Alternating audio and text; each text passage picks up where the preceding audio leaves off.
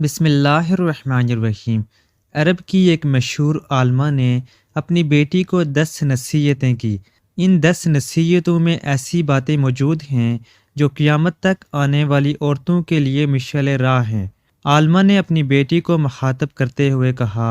کہ میری آنکھوں کی ٹھنڈک، شوہر کے گھر جا کر قناعت والی زندگی گزارنے کی کوشش کرنا۔ شوہر کے گھر جو دال روٹی ملے اس پر راضی رہنا، جو روکھی سوکھی شوہر کی خوشی کے ساتھ مل جائے وہ اس مرغ پلاؤ سے بہتر ہے جو تمہارے اصرار کرنے پر اس نے ناراضگی سے دیا ہو۔ دوسری بات عالمہ نے یہ کہی کہ میری بیٹی اپنے شوہر کی بات کو ہمیشہ توجہ سے سننا اور اس کو اہمیت دینا اور ہر حال میں شوہر کی بات پر عمل کرنے کی کوشش کرنا۔ اس طرح تم ان کے دل میں جگہ بنا لو گی، کیوں نہ کہ اصل آدمی نہیں آدمی کا کام پیارا ہوتا ہے۔ تیسری بات بتاتے ہوئے انہوں نے کہا کہ اپنی زینت و جمال کا ایسا خیال رکھنا کہ جب وہ تجھے نگاہ بھر کر دیکھے تو اپنے انتخاب پر خوش ہو، اور سادگی کے ساتھ جتنی بھی استطاعت ہو خوشبو کا اہتمام ضرور کرنا، اور یاد رکھنا کہ تیرے جسم و لباس کی کوئی بو یا کوئی بری حیت اس کے دل میں نفرت نہ پیدا کرے۔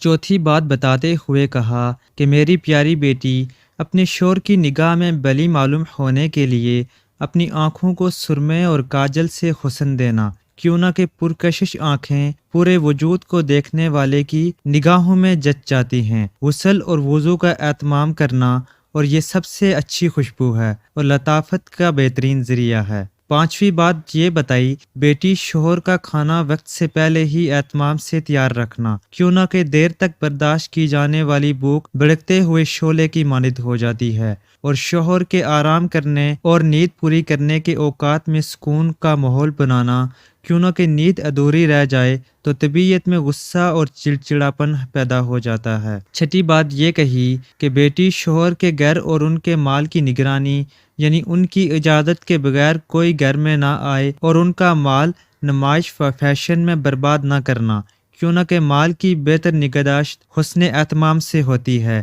اور اہل و عیال کی بہتر حفاظت حسن و تدبیر سے ہوتی ہے۔ عالمہ نے ساتویں بات بیٹی کو بتاتے ہوئے کہا کہ شوہر کی رازدار رہنا، ان کی نافرمانی نہ کرنا، کیوں نہ کہ ان جیسے شخص کی نافرمانی جلتی پر تیل کا کام کرے گی، اور تم اگر اس کا راز دوسروں سے چھپا کر نہ رکھ سکی تو شوہر کا اعتماد تم پر سے ہٹ جائے گا، اور پھر تم بھی اس کے دو روحے پن سے محفوظ نہیں رہ پاؤ گی۔ آٹھویں بات انہوں نے یہ کہی کہ میری بیٹی، جب تمہارا شوہر کسی بات پر غمگین ہو تو اپنی کسی خوشی کا اظہار اس کے سامنے نہ کرنا، یعنی اپنے شوہر کے غم میں شریک رہنا۔ شوہر کی کسی خوشی کے وقت غم کی اثرات چہرے پر نہ لانا، اور نہ ہی شوہر سے ان کے کسی رویے کی شکایت کرنا۔ اپنے شوہر کی خوشی میں خوش رہنا۔ عالمہ نے نویں بات بتاتے ہوئے کہا بیٹی، اگر تم شوہر کی نگاہوں میں قابل احترام بننا چاہتی ہو تو اس کی عزت اور احترام کا خوب خیال رکھنا اور اس کی مرضی کے مطابق چلنا،